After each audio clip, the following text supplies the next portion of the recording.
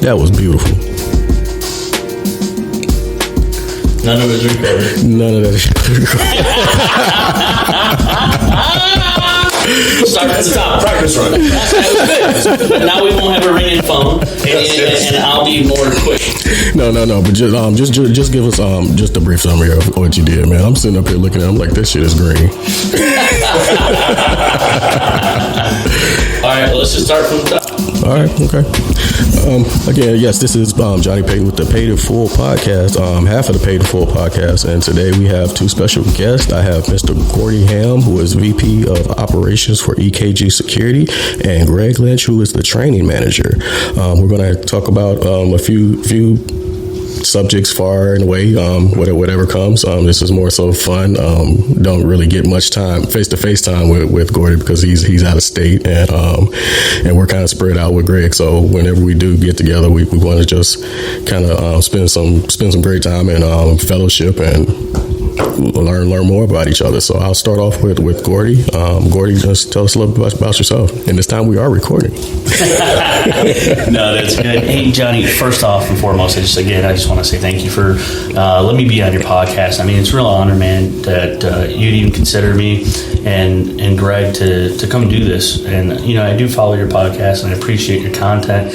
And again, just thank you. A little bit about me is like I was a New Yorker. I was born in New York. I started living upstate. I grew up in very diminished economic value, but amazing family value. That'll do it. And it was more so about the friends and the family that you surrounded yourself with than it was about finances. But when I say everything I owned was a hand-me-down or from surplus store, that's exactly how I lived. But my grandfather has told me, he's like, you got two ways to get out. Okay, he's like, you got to use your mind or you're going to go to jail. And so I decided to use my mind. I graduated high school when I was 15. I did some jobs, and then I went into the military. That was my way out. Free college, preschool, and more money than anybody in my family had ever made. And so I went in as like combat engineer, stationed out of Bragg. Then I did a few deployments. And blow stuff up. Right, yeah. At least that's what the recruiter sold me on. I was just, glorified infantry at that point, pounding pickets. Just standing guard. Hey, look, we need somebody for clean sweep. Get out in the street and start pushing their broom. But man, I love the military, man. It was just absolutely amazing. Went to Iraq and Afghanistan, and I learned so much about myself and my life and what's serious and what's not. I went later on in my military career. I went to military intelligence, and then ended up getting med boarded out, and due to an accident, broke my back, but just couldn't deploy. And so I was like, I'm not going to take a training position for the rest of my life. So I was like, all right, I'll take that L. But I have nothing bad to say about the military. Everything, I've had great leadership, and if there was ever any failures, it was always on my end, not because my leadership failed me. And but I've been very successful. I've made good contacts, good memories, have great friends. I've led a lot of men. I never led any women, but I've led a lot of men, and it's been just one of those things that has just been amazing. When I switched over to military intelligence, I saw a different side of the Army. It was like, hey, listen, you can make a very big impact in just being a trigger puller. You know what I mean? I mean, there's just so much that people just don't understand that goes into the military, the infrastructure and how it works. And I miss the military. I miss the camaraderie. But when I got out, I started, I got into some contract security for a company called Bosch Global at the time. And they were flying this aircraft called the Aerosonde. And then after that, I started doing corporate security, working for like Allied Barton, which later then became Allied Universal at some healthcare facilities, and worked my way up in that company. And then I took another giant leap in responsibility and going to G4S. Now, I'm going to tell you, I'm a little biased. I love my current company, but I will tell you some of the people that I learned the most about in security was over at G4S. Mm-hmm. Good practice. We had a GM. His first name's Mike, and he would just invest in his people. Mm-hmm. Absolutely, I mentored for him a lot. Mm-hmm. And even though our time frame was kind of short than I would have liked it to be, I mean, everybody there was just aces. The quality of officer was aces. But now they're bought out by Allied. Full circle. And there are. I lived. Some people have this negative connotation about Allied, and unfortunately, managers get oversaturated. But I lived in this bubble, right, mm-hmm. in the Fayetteville, North Carolina area, and we were servicing Cape Fear Valley Medical Center, and it was like 7,000 plus hours. Wow. And I live, and mind you, I wasn't into the middle management. I was at account level management stuff, mm-hmm. and we just lived in this bubble that we did not have problems like I see everywhere else, and it was just amazing. And we had an amazing director of security, mm-hmm. A guy's named Bob Stacy. I mean, the dude he's just very wise. He taught me a lot about restraint because I was having a hard time transitioning a militant mindset of the military, because the military does not train to an 8-hour clock punch. Mm-hmm. It trains to a standard. Yeah. And so when you come out of the military, it's like, I don't care if you're not done, get it done. Right. And it's like, well, are you going to pay him? You know what I mean? So I had to learn and compromise. He goes, hey, you want these guys to get done in time, you need to train them a little bit better. Mm-hmm. You need to invest in them. You need to take care of these people. But we lived in this bubble, and these guys got paid pennies. I mean, I think some of the officers get paid like $9 an hour to deal with rough, tough people, mm-hmm. at a trauma level 3 facility, and their pay escalated and scaled as according to the responsibility. But I mean, like nowadays, looking back at it, I can't believe how many paychecks to paychecks I lived on. Mm-hmm. You know what I mean? Like I was in the military making like $50K a year, and then I do contract security, I'm making $140K a year, and then all those things end, and now I'm making $9 an hour. Yeah. Now, mind you, they saw talent in me, I believe, and how about this? They saw opportunity, mm-hmm. And they invested in me, and I moved up through the ranks. But still, even at the highest point of what I was getting paid was only $16 an hour. Wow. Compared to what I was making. Yeah. But they always gave me a fair shake, and when I ran their operations, it was just all about training, all about community, all about family. Mm-hmm. The things that set us back were like when other supervisors would backbite, when other supervisors they're not about the mission, they're not about the goal, they're not about the training, and that's what set us back, if anything. But nothing like the mass where they talk negatively as a whole. And I think realistically, some of that comes from you got operations managers that are just completely oversaturated with hours, mm-hmm. And I'll get into this later on, but you can only expect a human being to have so many hours in a day. They can only have when you have a relationship with somebody, you know what I mean. It takes time, effort, and trust, and if you ain't got no time and you can barely put in the effort, you'll never get trust. That's true. Yeah. And so they have this philosophy: do more with less. And these people kill themselves. And I believe the average of an ops manager is probably less than 5 years, and then they're already burnt out and they're ready to never do security again. Yeah, it takes that's a bad model. It's a bad model, and it's easy to be an armchair Rambo. What do I mean by that? It's easy for the guys that are in the leather seats sit there and say, hey, I want 1% NBOT, make it happen. I don't care what happens. You know what I mean? Or you're fired. But they ain't working the shift. Yeah. And so that's why I respect people that start from the ground up or put in that extra labor. So after I left G4S, I went into, I was kind of like done with the security thing, I thought at the time, and I was like, I just really like training people, and I was like, hey, listen, I need to focus on myself. My wife had gotten pregnant, mm-hmm. With our second child, and I was like, man, $16 an hour, I ain't cutting it. You know what I mean? I got mortgage payment, I got car payment, I manage my money good, and it's just like we never can win, never get ahead, and so. a buddy of mine in the military, he was like, man, I'm selling these tables, you know what I mean, and this, that, and the other. So I went on YouTube and I was like, how do you make a country table, you know? And so I went out and I went to Lowe's, got all the lumber. I rented some tools because I didn't know if I was going to keep it or not. And I ended up spending, in total, not including any of my labor or anything, probably with renting, about $75 to $90. Okay, it's not bad. So I turn around and I made this table. I planed it, I sanded it, I cut it, I jointed it, used butt joints and tennyson joints. I took my time with it. Once I got it stained, and that was a 6-foot table. It was pretty nice. It was made out of pine. Nice. But it was my very first thing. So my wife was like, "Oh, this is beautiful. It's awesome. Thank you for making this, that, and the other." And she's like, "What if you tried to sell it online?" And I was like, "I just spent a day on this. I started in the morning and I got done at night, and I was like, now you want to sell it?" And she's like, well, just see what happens. Well, so I was like, I didn't want to sell it, so I've always done what I've, like I do in business. If I really don't want the business, then I will market some astronomical, stupid number, and then sometimes people come back. So I put it out there for $700.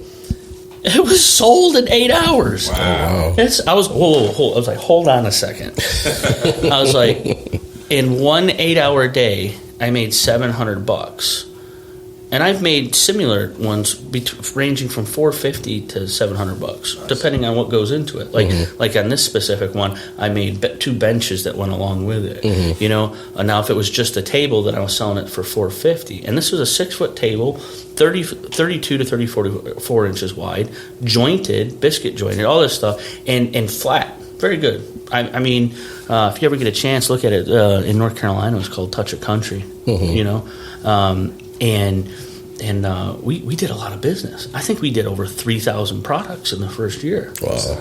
Right? And so I was just like, oh my God, somebody bought my hard work. You know what I mean? Like, some people, I don't think they understand how the value of time is. You're telling me that this person standing in your building making $9 an hour, security guard, they are worth $9 an hour to you for that 1 hour of their life that they're never going to get back. Yeah. All right. Now I'm not mad at them; they're out doing a job, and yes, there's competitive wage grades. I got all that, but it's not leveled.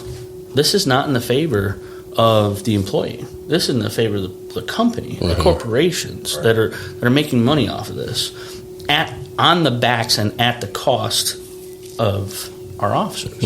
And so I'm like, wait a minute. So you're telling me no experience, zero, zip, zilch, never did woodwork in my life. I could make $700 in one day.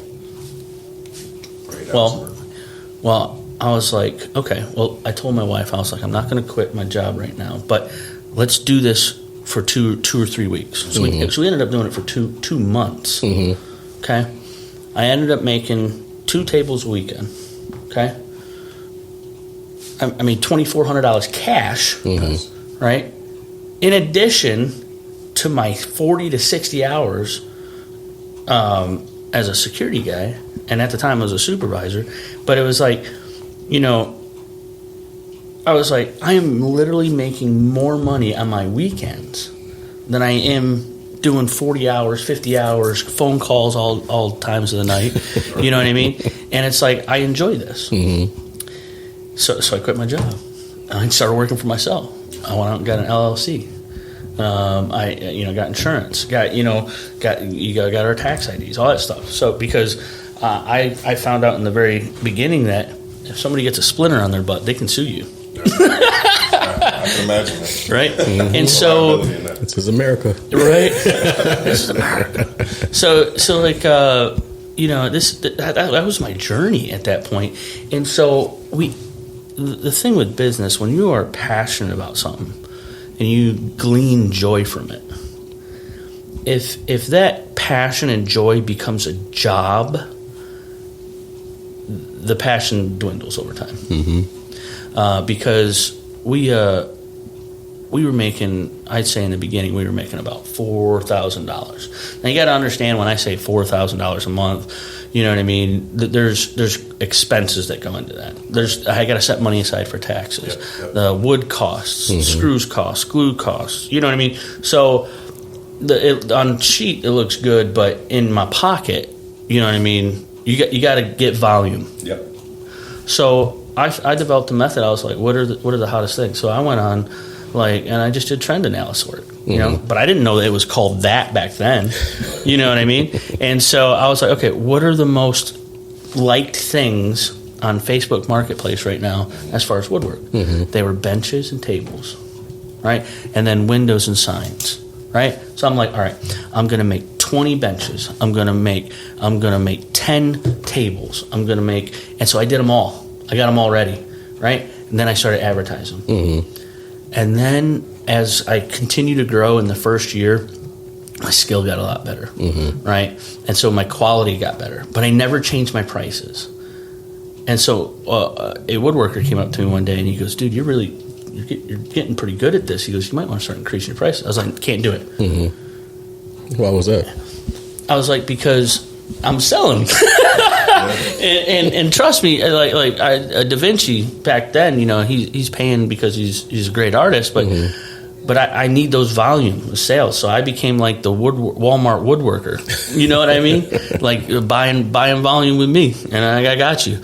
And so I remember that I got some hate from some community because there was a bunch of woodworkers, and they were selling their tables for $1,200 and $1,500. Okay.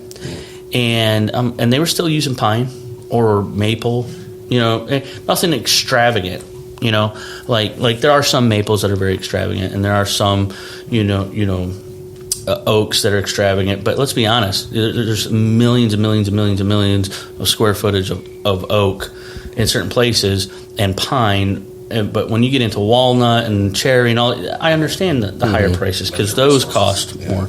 But when somebody's like, "Oh, this is a solid oak table. Here, it's $2,000," bro. you upcharge, and don't get me wrong, oak costs more than pine. That's not what I'm saying. God knows his wood, right? So like he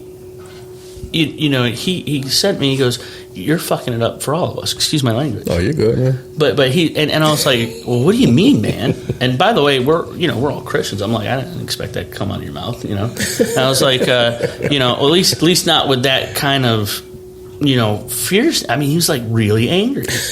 And he goes, "My sales have dropped dramatically since you were in here. You're within a 20-mile radius of me." I was like, "Oh, I'm sorry, buddy." I was like, it's about developing relationships. And I was like, they shouldn't have to pay a lot for quality because I know exactly what I make. He goes, "Well, I got to feed my family." I was like, "You're trying to build an empire? I'm trying to put food on the table for my kids." Yeah. Right? And so I was like, "I'm sorry." I was like, if I get a client that's looking for a certain specific thing, I'll shoot him to you. And I did. I was very honest about it. Yep. And after I did that 2 or 3 times, then he wants to be friends. And so, and it's just like, I remember I got this restaurant, and they're like, "We want you to build our tables." And I'm like, "Wow, I've never done this." Okay. And so I was very upfront with him. I was like, "Listen, I've never done this." And he goes, "Well, I've seen your stuff on Facebook. I've seen your stuff on your website and stuff." And he goes, "I think we can do this." He goes, "I want to pay you $200 a table." He wanted 18 tables. Nice. Okay. He wanted them made out of maple, so it's a little bit more costly. But he's like, "I want metal bases." So I went on did some research for restaurants, and I got some metal bases, and man, when I pulled it off, it was like the biggest victory. Like I thought I won, like you thought I was in like China winning the Olympics or something. You know what I mean? And I'm like the best ice skater ever. And it was just like, and I lost focus at that point because then I started taking a lot of custom jobs. And instead of sticking to my model, which was the research of the area and doing the very quick turnover sales, I started getting into custom work. Now, custom work takes a lot of your time. Yeah. And I love doing custom work because some of the work is just absolutely out of this world beautiful, like epoxy resin tables. You know what I mean? And then, or we do, live edge tables, fill in the blemishes, and then you cut a channel and you lay glass in it. Then I was working with this. Say again? I'll take one of those. Right. Seriously. And so we. I started working with a guy who was a fabricator, metal fabricator, and I was like, I need you to build me this design. And so now I'm charging $3,000 to $5,000 a table. Now, on average, how long did it take you to build such table? Depending if I worked 8 hours a day, a week. Oh, wow. So I'm making about $5,000 a week. Nice. So now that's gross, right? Yeah. Again, that's not time, that's not labor, that's expenses. So $5,000 a week. So I got such a good client list that I was ripping out a table every week, but I'd work 7 days a week, and I did it for almost a year and a half. Right? That's no family time. Yeah, that's all. That's hey, babe, I need you to come out here. Now we got growing children, right? I need you to come out here and help me with this because I can't hold this joist by myself. I need you to come help me with while I work on this. You know what I mean? And the job, it became a job. And it was no longer a passion to provide for my family. And, man, we burnt out. And then so finally we had to start telling people that, hey, look, we're going to refund you your deposit. We need a break. Yeah. I'm not going to make it in a timeline. And they were like, no, your price is perfect. Your work is perfect. We'll wait. And it's like, no, really, I need to refund yourself. Well, why? And now and then this is where I started learning about when you have an unhappy client, they're going to smear you all over the internet. You know what I mean? And you could have done everything right, but that one little nasty comment, it can ruin your whole reputation. And so I would end up just keeping the job, and it just became a dreary. So we ended up selling out the company. We finished all the projects, and we did well, And we're like, all right, we want a simpler life. So we left the house that we had, and we had a big, huge 4-bedroom house. I think it was like 2,400 square feet at that point in North Carolina. And we got we ended up getting a double-wide manufactured home. Right, it wasn't a trailer, the double-wide trailer, but it looked like a double-wide manufactured home. It was on concrete. It wasn't on stilts. Like the container homes? No, it was like a modular. Okay. So they were stick built, but it was if you look at it, it just looks like a rectangle box. Okay. You know what I mean? And it was in the middle of nowhere, and it was the happiest I've probably been in the longest time. And my wife was just like, I don't want to live in the middle of nowhere for the rest of my life. And I was like, well, what do you want to do? And so I started going back to school. I was like, hey, listen, I'm gonna go back to school. I've already had my master's and my bachelor's, and I was like, I want to go back to school, go do something else. And I love learning. And I got a phone call from this guy named Fred Gobby. He goes, hey, I saw you on LinkedIn. I'd like to set up time to talk to you. Then I ended up talking to Amber Corley, which was the area manager out of Georgia, and they set it up a time. And, we started in negotiations. They wanted me to run a site, and I was like, these are my requirements. And then I was like, man, I don't really want to get back into security. And then I because they didn't have a foothold in North Carolina at the time, you know what I mean? So I'm like, I was like, do these people understand what it's going to be? Now the owner, no doubt, hands down, probably one of the most generous, loving men I have ever met in my life. I co-sign that. Yeah, and Amber, she was a grinder. You know what I mean? And but it was a smaller operation. I think it was at that time it was like 6 or 7, million, as a company. And I was like, listen, this is what I require to live. And so I was like, I'm not going to actually join your team. I sent him a text. I was like, I'm sorry, I'm not going to be able to join your team. Well, I guess that sent him into panic mode because they had a startup in like 2 weeks. You know what I mean? And they're like, we need this guy. I remember them telling me, he's like, I need you to do this. He goes, because your background, because what you've done. And he goes, I have confidence in you to do this. I've never had an employer tell me that. I am not having any type of relationship. Mm-hmm. You know what I mean? So it talks about reputation, value. What are the core values of the military? You know, do you espouse those things? Do you have loyalty, integrity, dignity? You know, all those things, selfless service, courage, right? And this guy lives and breathes this stuff, right? And I'm like, finally, somebody I can talk on the same level with, you know? And regardless whether if you've been a knucklehead and screwed up or anything, that doesn't mean you are what your past is. Right. You know what I mean? And, you know, it's what you're doing now to move forward. So anyway, he's like, listen, I'm going to fly down. Now, mind you, my wife worked at a hotel, and she didn't know this. I told her, like, hey, listen, I'm going to go have this interview. Well, he booked a room at her hotel where she was the cleaning manager. And he goes, hey, I've seen you in pictures before, and this is, you know, it's kind of weird, you know. So he's like, hey, I've seen you in pictures before. You're Gordy's wife. I'm gonna go meet with your husband right now, and then walks away. And she's like, she sends me a text, I think that guy's here to interview you. He stayed at the hotel. So I started laughing, and so I told Fred, I was like, listen, man, I was like, you know, I got my kids. I was like, I'm gonna have to bring them to the interview. He's like, oh, that's no problem. And so here I'm going to meet a CEO of a security firm, right? Comes in, and for those who are listening and don't know who Fred Gabi is, this dude's Navy SEAL, so he's like a stud, right? And he's had an intense, smoldering eye contact, right?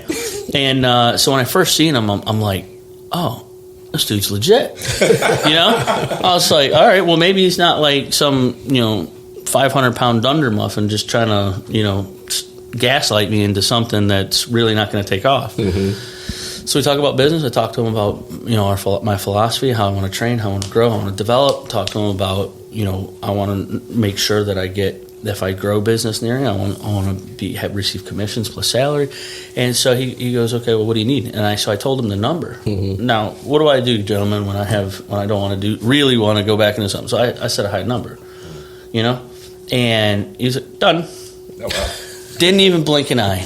Done. You know, and I was just like, it's like when I was in the 82nd Airborne, I jumped out of a plane, you know, tons of times, tens and, you know, 20, 30, 40, 50, 60 times, right? And every time, even though I've done it all those times, every time I get close to that door, I get adrenaline. You know what I mean? Because you're about to catapult yourself into nothingness, and you're hoping that this single cord is going to pull the chute out of a bag. Key to your life, right? And so, but it was a rush, and I loved it. And so, for the first time in probably 3.5 years, I felt an adrenaline rush. Nice. And I was like, okay, I'm hungry again, because I had gotten comfortable. You know, I was living off the VA pension. I was living off school money. I was living off, you know, whatever my wife was bringing in. And then, you know, I was helping with take care of the kids. I was kind of like Mr. Mom in it for a little bit, you know, because Mr. Mom in it. You know, right? But I mean, you know, I don't have a problem with men that stay at home and take care of the children if the wife, you know, can be the breadwinner. Yeah. You know what I mean? Yeah. I don't look at the duality of it.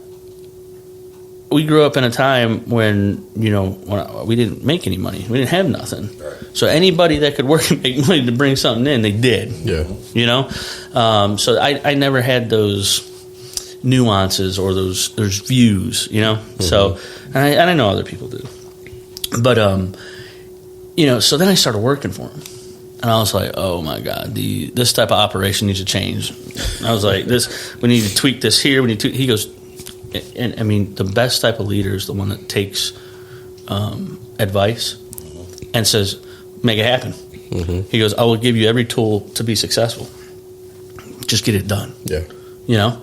And he's just like I am. And integrity is the most important thing. If you can't trust the guy that's working for you, then it'll never work. Never work. And, you know, so we take this one little account, and I just started building the hours in it. And I just used that, and I was like, hey, listen. I was like, I'm bored here. I'm ready to do it across your company.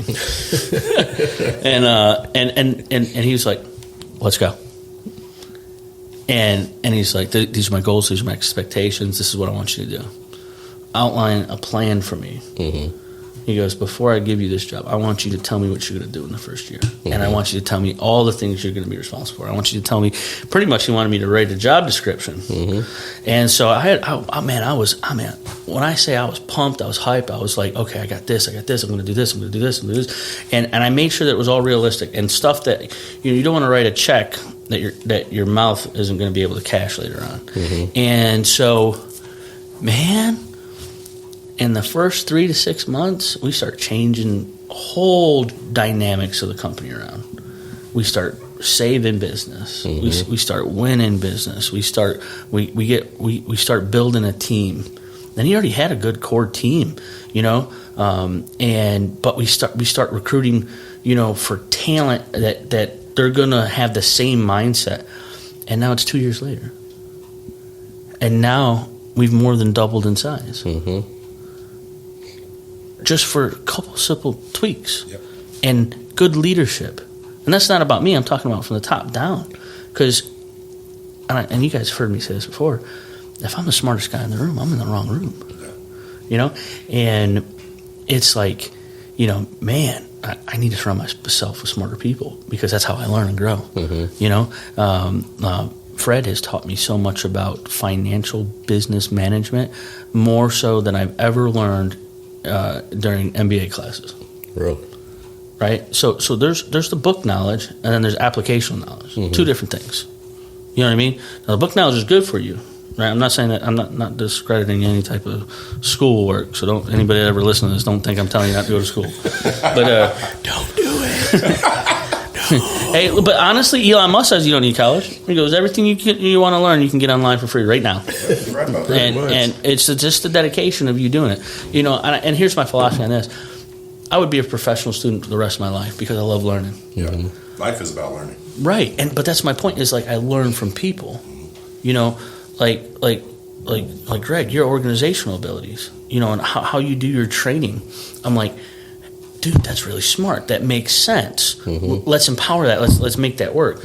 Johnny, the way you talk to people, the way you verbally educate, and the way you handle things, you know what I mean?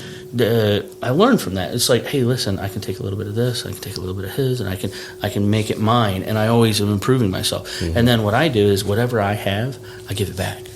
You know what I mean? You never be selfish, ever. Because people that do that, they're usually what it is an insecurity, and they're scared. You know what I mean? They're scared of not being the go-to guy. Scared of failure. Yeah. And they're scared somebody's going to replace them. Yeah. If somebody's better than me, bring them, tell them to come in my office right now. Right. Tell me what your ideas are. And I've always done that. And like that model has been amazing for this company. You know what I mean? And we all learn from each other. And I love, of course, we have rank and structure. And I'm not saying that, we don't have dotted lines. That's not what I'm saying, But you build a team that respects each other so much that you can't tell who the boss is. You know what I mean? Internally, you know who's running the operations. Yeah. But without your support elements, that guy would have to do it all himself. Yeah. And that ain't going to work. And so that's me, man. That's me in a nut. And I thought, when I first took this job, I was like, okay, we got 5-10 years. Okay, there's got to be some exit strategy. Now I'm looking, the owner, Fred, he always tells me, he's like, treat it like your company. I do. I really do. I take that to heart, and so our image, the way we do business, the operations, you know what I mean? Like a lot of organization. It's taken a lot of organization in this company to get it to where we are right now. And we're not done. We're not even halfway done. You know what I mean? But we're in the right direction. And we've got leadership that listens. Absolutely. So yeah, that's me. That's where I'm at. That's where I came up to and here. And it's just been a great ride. Gotcha. And at this point, I don't ever see, I don't ever see like leaving. You know what I mean? Like I know, and even the owner was like, "Listen, man, you got to have an exit strategy at some point." And I was like, I have never even thought about it because I enjoy this. And so much that I'm willing to put my money where my mouth is now and say, hey, listen, I want to put something at stake here. You know what I mean? Because I believe in this. I believe what we're doing, you know what I mean, so much, and how the clients react to us when we provide that service and that extra commitment, you know what I mean, is just phenomenal. That's the most rewarding. Right. You know, we don't have a BDM, and for those that listen, a business development manager or a salesperson. Our clients are our business salespersons because they give referrals. Like they outperform and outservice the other people. You know what I mean? And then I'll go out and be like, hey, listen, this is what this person says about us. You know, yeah, I would love to service you. How can I help you? But I always tell them, I'm like, listen, when I tell you I'm different than the other people or the EKG is different, I'm not going to be your cheapest, and I don't want to be because that doesn't make me any different. You know, so if I'm going to give you a better quality, you know, and I'm going to give you more consistency, and I'm going to give you, you know, more continuity, you know what I mean, then that's worth the extra pennies that I'm asking you to do, that we're pouring straight into the officer. Yeah. This company could make probably twice as much money as it normally does if we wanted to do it at the cost of the officer. We don't do that. I grew up and I saw it. Pay what other security companies pay. That's right. Just pocket the money. And you know, I will not name hate on anybody, and they got their own business models and everything else. But there are other security companies that their markups are in excess of 1.5, 1.6. I even seen some 1.7, and they're still paying the guards $10 an hour. Yeah, that's not good. I'm like, listen, I understand what you're doing because you go out for these big, huge corporate accounts, and you create the margin so low so that you can, you know, please the big guy. But then you do it off the backs of the small accounts, you know what I mean, and pay those guys pennies. You know what I mean? And I just think that's disingenuous to your people, and it's only lining pockets, right? But that is business. Yeah. I got it. You know, but that's not how this business is going to run. I'm gonna tell you, I think one of the good tools that you have in your tool bag is your ability to have that customer relationship, positive customer relationship. So I've firsthand seen you interacting with a lot of the clients, and just your principles and how you deliver our company and how you present us and our officers and how we take care of each other and the client. You know, I think that's a big part on our expansion and our growth. Yeah, so. And talking to people on their level. Because like I said, you can automatically tell that Gordy is extremely smart. Oh, yeah. but Gordy is relatable with people where he can break it down to where they understand, and that's a calming thing rather than talking at a person. He actually has a conversation with said person. Absolutely. That's big. Yeah, absolutely. I mean, their faces light up every time he comes down. That's a good sign. Yeah, I don't have to bat my eyelashes or not. But here's my thing: is like you know we're sales 24/7 by media. Yep. As soon as you get on the phone, you got an ad. As soon as you get on a computer, you got an ad. You know what I mean? As soon as you open up an email, there's 20 other different companies selling you on something. I don't want to sell you. I mean, people are going to debate this philosophically. They'll debate this, and they'll say, "Well, you are doing sales." Because if you weren't doing sales, then you wouldn't be putting yourself out there to try to put yourself in front of a person to try to garner business. That, in some theory, is sales. True. But that's not what I'm doing. I'm trying to develop a relationship and let them know I'm here to serve them. And one of the biggest things, and it's like kind of like a pet peeve of mine, and it's kind of harmed the industry, is you let the client tell you how to do security. That's big. That's irritating. No, the client should be there to tell you how can you best solve this problem. How do you solve this? What's your solution to this problem that I have? And people love options. You give them all the options. Yeah. You want to go cheap? This is your option. This is what's going to take, and this is what the exceptions are. If you want to go medium, this is your options. You want to get the best bang for your buck, then you pay a lot, probably more than what the minimum is. You pay the premium. This is the result. This is what your expectations should be. So you educate the client. We're the security professionals, not them. Right? And so, and this goes into, a lot of people cater to the client, and there's nothing wrong with giving the client what they want. so long as you're educating them on what security is. Because when you do that, realistically now, you become a staffing company, not a security company. Right. You know, and you got a guy out there, go stand out there. Oh, and the client comes to me, here's my post orders I want you to do. And they just put it out there without ever reviewing it. You don't even know anything what's going on, right? And like, oh, this is what the old guard company is. Well, obviously the old guard company's not there, so maybe we should review these things. Probably.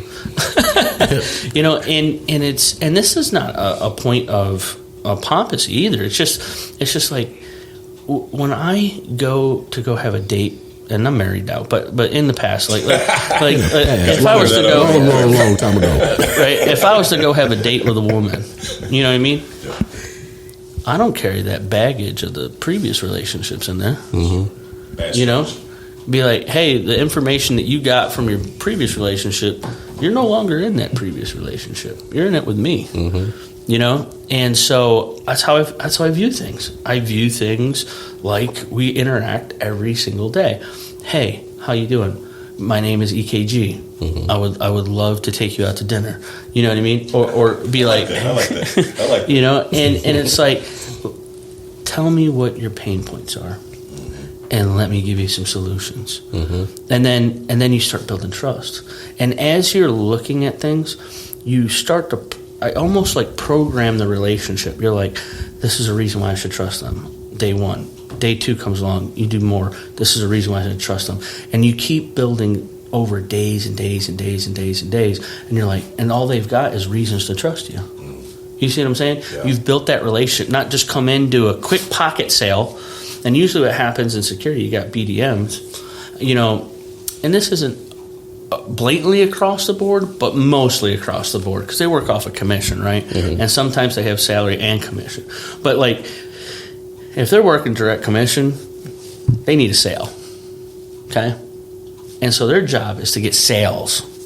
They have agendas. They have quarterly goals. They have all these. Their job is not to set up the operations side for success. Their job is to get a sale. So they'll go sell it. I'll give you whatever you want. I'll take you to steak dinners. You know what I mean? I'll give you a price point that is so low, Walmart can't touch us. You know what I mean? And it's like, and they do this, and then they say, here you go, buddy. Now, ops guy's looking at him like, how am I going to staff this? Right. How am I going to recruit this? You know, how am I going to get people to stay here? That's not my problem. That's what the BDM saying, right? So that's not my problem. And even at the corporate levels, they're like, that's not my problem. Right. You know, and that is not our model. Yeah. That is not our model. I will not let, in this company, I will not take a job, know how lustrous the client is, if it's going to put our operations in jeopardy, because I would rather lose $3 million on a client than lose our reputation of being able to service somebody. Easily. I'll turn it down all day long. And you want to know what? We've seen huge growth. Our turnover is probably the lowest in the industry. Nice. You know what I mean? And, you know, I mean, I'm hearing people talking about their turnover is over 200%. Wow. You know, we're managing 40%. And people are like, during COVID, how are you doing this? I'm investing in my people. Yeah. You know, and if we can't pay them in the contract, and we've done that here, is like we renegotiate the contracts up that need to be there when I came in, and then if they refused to go up and they wanted absolutely best service at the most smallest amount of wages, we just tell them, hey, look, we value our relationship. This is what we need in order to succeed with you in servicing you. If you can't agree to these terms, then we're going to have to go somewhere else. But I will point you in the right direction to somebody else. Yeah. All business isn't good business. Yeah, that's right. But sometimes, you know, and listen, you know, nobody wants that phone call from me. You know, when it's about money. Right. You know what I mean? No client be like, oh, man, Cody's calling. You know what I mean? Like, be like, you know, just for the purpose of the call, be like, hey, Tanya, how are you? And by the way, I don't have a client named Tanya. Yeah. But, yeah, it probably happen, like, tomorrow, because it's speaking this into manifestation. So like, you know, be like, hey, Tanya, you know, listen, I'm having a hard time staffing in your area. We haven't renewed our contract renewal's coming up in like 3 months, and I gotta let you know I gotta increase the the rates and the wages, and and they're like, oh well, we set a budget last year for this exact thing, and I'm like, okay, I understand that. I was like, here's some options, and you know what? When you give somebody an options and they take it to the board,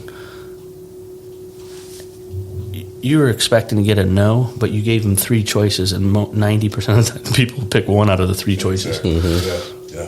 You see what I'm saying? So you always want to provide solutions. Mm-hmm. You know what I mean? And be like, listen, this is how we can best serve you. This is what's going on. And if you are basing it off emotion or stress, you're going to fail every time. You need statistics. You need data. You need to have numbers to quantify, because people are going to be like, well, why? Show me. Mm-hmm. And then when you come to them with it, they're shocked because they don't get that. Mm-hmm. Well, it's just because this, that, and the other. But if I was like, hey, listen, can you turn your computer on? I want you to go into Indeed real quick, and you want me to pay these guards $9 an hour. Go pull up Chick-fil-A for me real quick, and that's an entry level job. That's a 16-year-old kid to 18-year-old kid, or someone who has really no job force experience. But you got a guy here that you want, or a female that you want to safeguard your community, make sure that you're tracking, you're logging stuff in and out. They're probably picking up things. They're sweeping the curbs. They're interdicting at certain levels. They have competency report writing, which obvious. If anybody's ever been a security officer, good report writing will save your butt. And it's one of those things, man. It's just they don't think of that. Mm-hmm. You know what I mean? I was like, what do you pay your janitor? Well, you pay our janitor $13 an hour, but you want to pay the guy that mops your floor, and janitors should get pay raises too, but you want to pay the guy that mops your floor $13 an hour, but you want to pay the guy that keeps you safe $9 an hour. Yeah, multi-million-dollar enterprise. Right. And so I was like, pull up Chick-fil-A for me. What are they getting? And specifically in Georgia or something like that. Yeah, I mean, it's $14 an hour. Yeah, 14, 15. I was like, so even if we went to $14 an hour for the officers, guess who I'm fighting against in the recruitment pool? The guy's going to work for Chick-fil-A. Mm-hmm. You know what I mean? Entry-level people. And, they'll be like, I can go stand out in the weathered elements, or I can go make chicken sandwiches for the same amount of money. In this day and age, gentlemen, I mean... Path to least resistance. That's exactly right. Path to least resistance. So enough about me, my philosophy.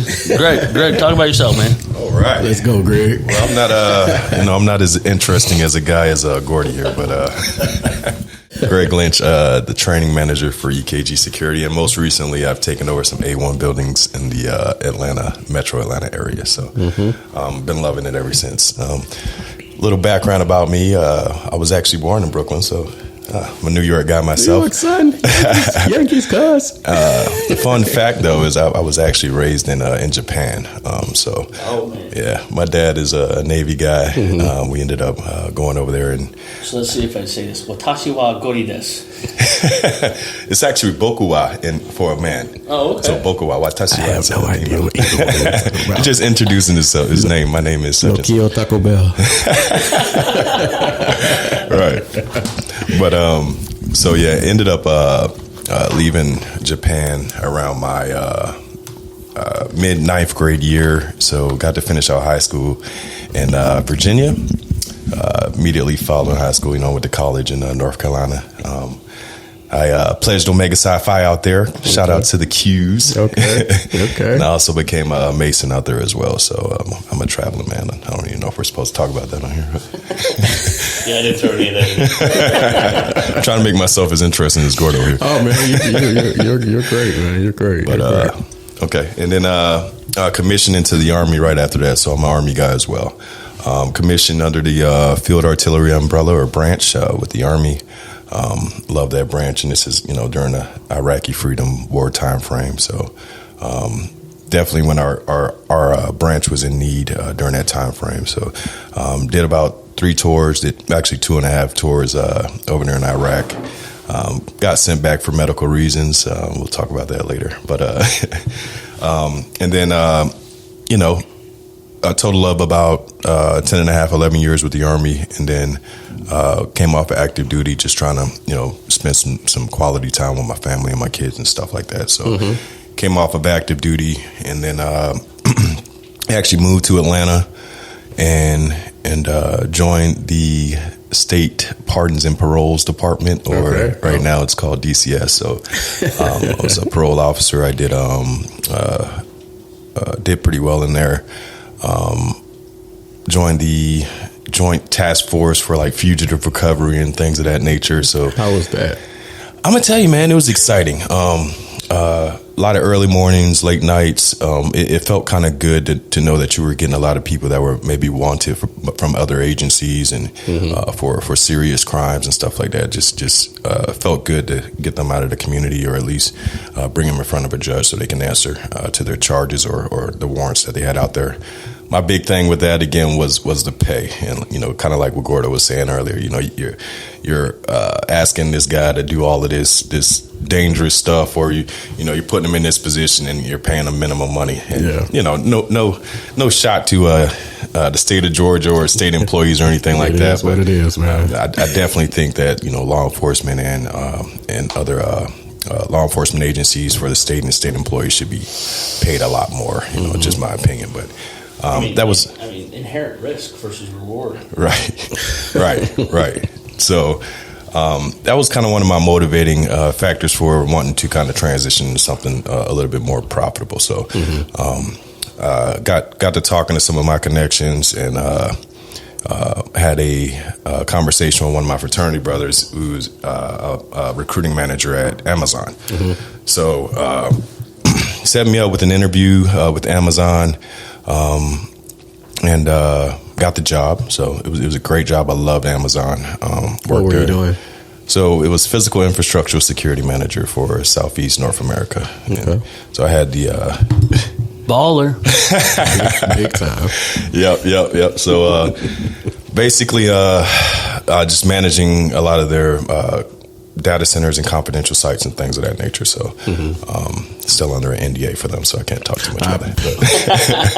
But Amazon is another one of those very large companies who believes in the do more with less concept. So further on down the line, maybe 2.5 years after working with them, they decided to consolidate that department and bring everyone back to Seattle, Washington. Again, this is kind of like something I wasn't really willing to do. Again, it was something that drove me to get out of the military so I could spend more time with my kids. So, kind of traveling, to the other side of the country wasn't an option for me. So I kind of jumped off the cliff a little bit and just, hoping that my parachute would open. And luckily, again, kind of like the same story with Gordo, man. I got a call from EKG Security, and, it's crazy just listening to your story with Fred, because I feel like we had a similar story and a similar introduction and relationship to that. And initially, I applied. I went through the whole interview process. I think you were going to be my replacement. Yeah, I was going to be. I applied to be an area manager. Yeah. And Gordo hit me up. He's like, "Hey, man, I think we gotta. We really want you. I think I can create a position for you just based off of your your background and some of the things that I see that we can value from you." So actually created a position for me, which is something that I think the company needed and the company values, which is the training manager. So created a position, made the offer, the money was there, the environment, just the people, just talking with Fred Gabi and Gordo and a lot of the executive staff. I was like, man, I love the environment. I love the people here.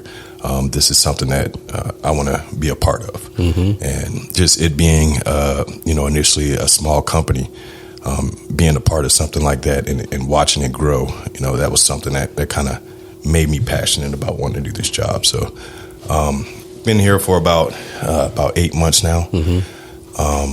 Again, I've been to a lot of different sites. We're all over the United States, kind of spread out a little bit, but mainly on the East Coast. I have had the opportunity to go to a lot of the sites and have some face-to-faces with the clients and the managers and just we're in about 7 states, man, and we started off with 1 when I joined. You know what I mean? That's just phenomenal.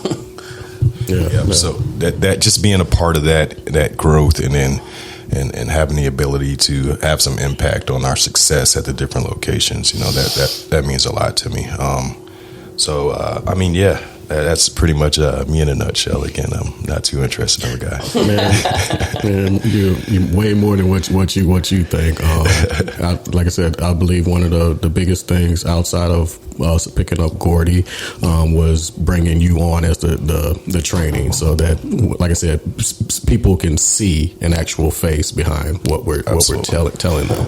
Absolutely. And I feel like when we did the area manager interview, I seen bigger things for you than being an area manager. Appreciate it. And it comes, again, Gordo talked about having a passion for the job. Again, I got out of the Army as a major. So if anyone's ever been in the military, once you finish command, you make field grade or whatever, you finish command, you go to staff. So everyone hates staff, but I actually loved it. I love developing plans, writing op orders, fragos, things of that nature. It was something I loved to do, and it allows you to get some face time with a lot of big names, and to have your products up on the big screen.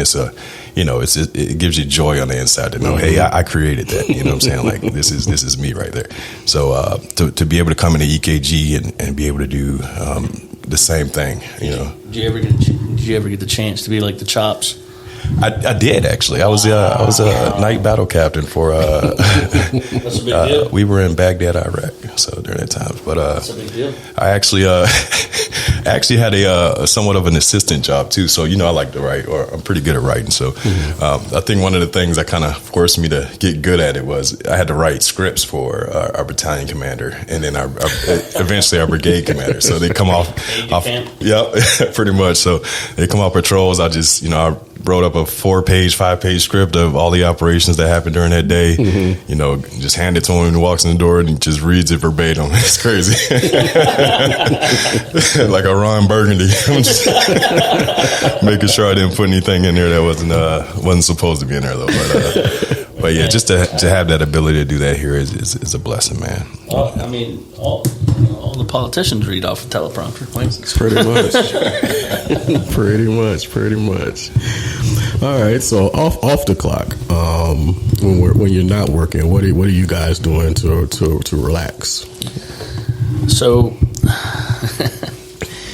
he looks like in this job, man. What do you think he does? in this job, there's not a lot of room for personal likes. You know what I mean? Let me give you a rollout of my day.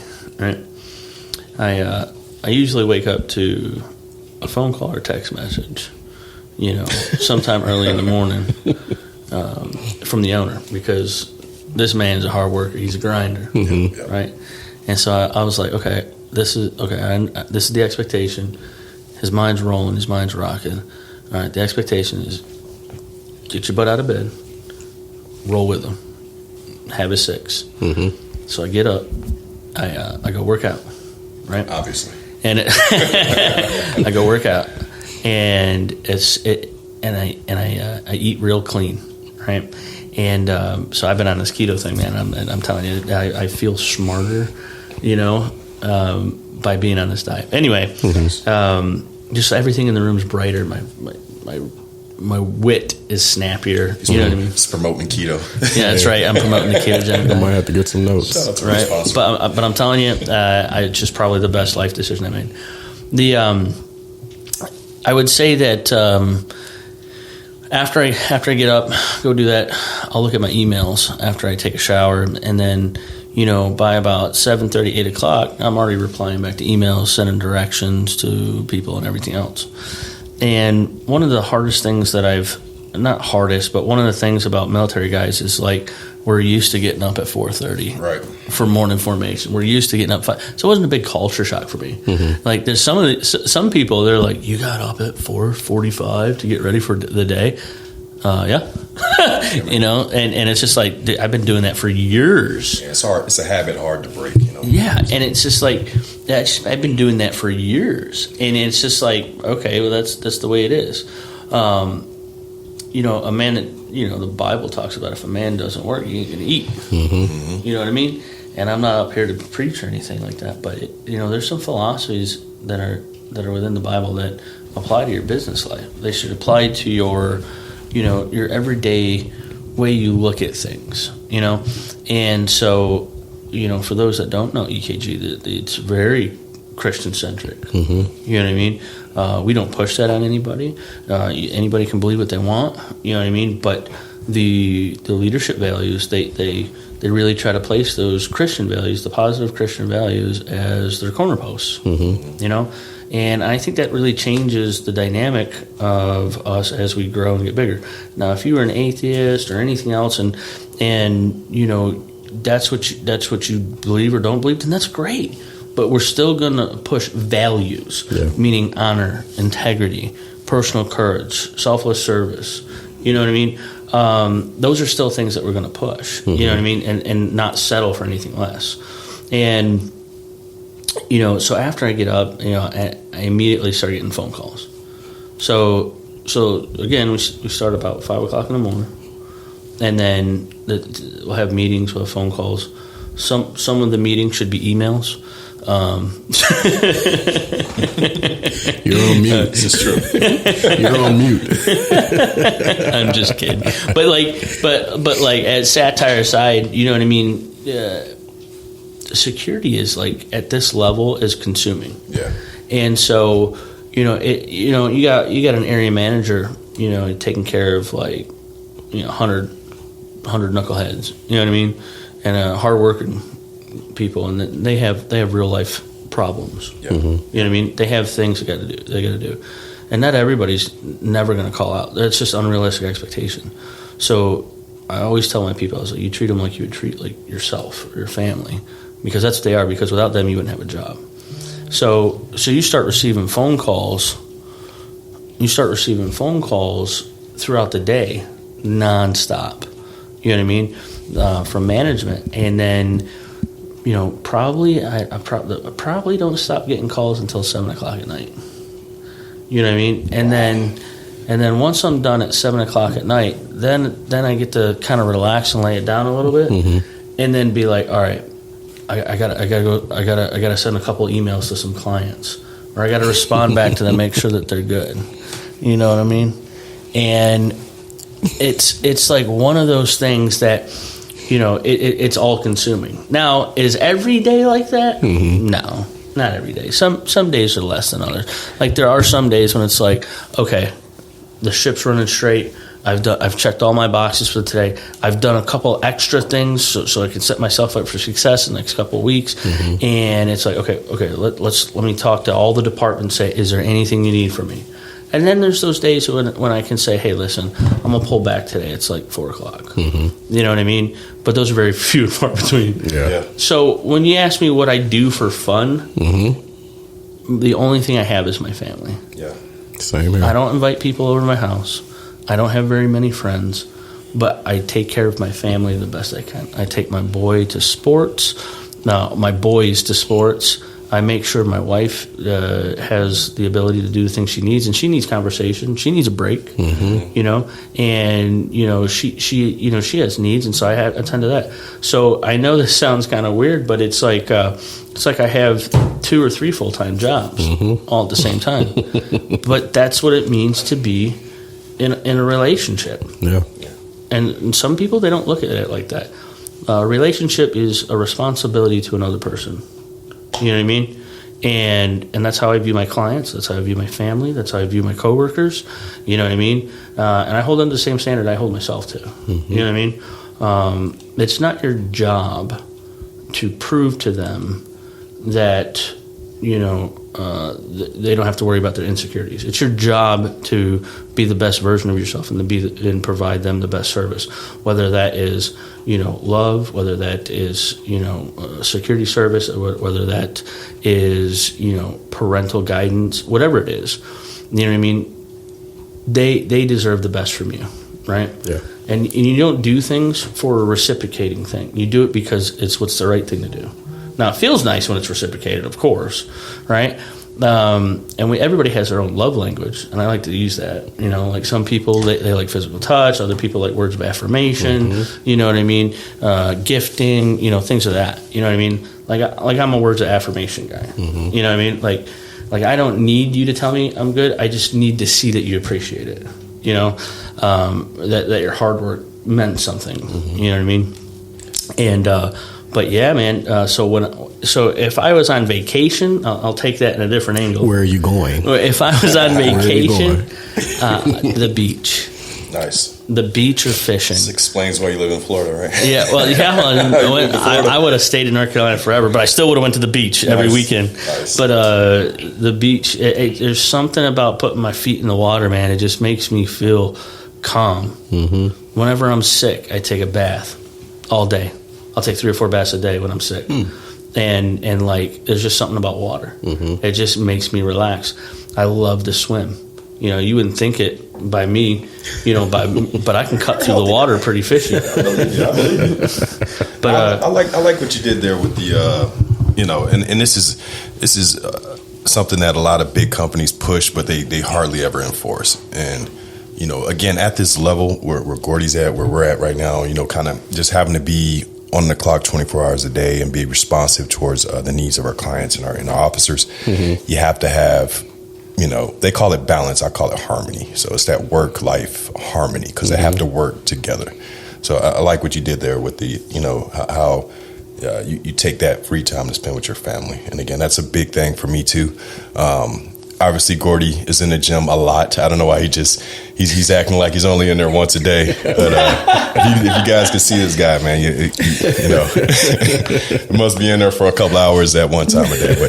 But I too like to work out on my off time. I picked up a new hobby, and this is something that, you know, I've always told myself I wanted to get at least good at. So I've been trying to get my golfing game down. Oh, okay. So if you guys are ever down for a little 9-hole or something like that, let me know. I'll come watch and hang out. Drink some beers. I would have said I would have drank some beers with you, but now that I'm on a keto diet, I don't do any carbs. Oh, man. But my mechanics for golf are junk. You know what? We all Charles Barkley. we all got to start somewhere. So you a knucklehead. You knucklehead. But yeah, that's pretty much it with me too. And I definitely spend a lot of time with my kids too, man. That's very important for me. Gotcha. Yeah, same here, man. That's pretty much what I do. And as far as how I relax and everything, you guys are kind of part of it right now. Yeah. I kind of record and do stuff audio. So yeah, we love that about you, man. Love that about you. Yeah, but that's it, man. In a nutshell. Any closing things you want to pass on? Because like I said, I'm going to do some sound bites or anything. Pass on some encouragement to our team. Yeah, absolutely. Again, if you guys are looking for a place or a company to join that will treat you like family and is very well organized and has the leadership and the growth potential that you might be looking for, please consider UKG Security. All right, and that's coming from the training manager, not the recruiter. Got you guys. I'll do this for you. I would never ask at EKG. There will not be a single person that is under my employ that will be asked to do something that I will not do myself. In fact, I've stood posts with officers and stood posts with managers so the officers can have breaks, you know, on very tough shifts. And it's not beneath me. You know what I mean? And I want anybody that is to ever consider working for EKG to know that when you work here, you're not a number. We work hard for you. We want you to work hard for us. And we hold you to the same standard we hold ourselves to. For those that want to be clients, or for those who are entertaining the idea about being clients, do not take our word for it. Take the word of the people we already serve. I can tell you anything you want to hear, but ask the people that we've been serving. Judge me not based on what I'm promising. Judge me based on what my actions have been. And I look forward to anybody that is looking to join, a partnership, and we would look forward to loving to serve you, because at the end of the day, that's what we are. We're servants. So please, anybody, if you ever need anything for security-related reasons, you need a job, look us up on our website, ekgsecurity.com. We have a main number. You can go to an auto dialer there, and you can talk to me directly. But thanks, Johnny. I really appreciate you bringing us on. No problem, man. Like I said, this is probably one of my favorite episodes that I've done so far. And like I said, anytime that I get a chance to spend actual time with you guys is always a plus. I'd like to in the future maybe do another version of this podcast, like a security podcast with you, and be like, hey, let's talk about the security topics of the day. Name the time and place, man. All right, yeah, that sounds good, because I'd love to bring in some guys, and from other companies, and be like, hey, tell me what your challenges are. What's going on? Talk to me about what you see in society, and get a bunch of different viewpoints, And I think that would be great. I mean, Joe Rogan started out of his basement just having conversations. Yeah. You know what I mean? And look at how much viewing he has. And I'm not talking about the financial success. I'm talking about how, just having a conversation, how popular that can be. So what has society been lacking that people love to watch other people have conversations? Just sit and talk. Relatability. You see what I'm saying? Yeah. So this is amazing. This is unique, and I look forward to doing this again with you, Johnny. Thank you, Johnny. Gotcha. But yeah, that wraps it up for this episode 23 of the Paid in Full podcast. My wife is probably going to kick my butt for doing this without her, but oh well, she'll be okay.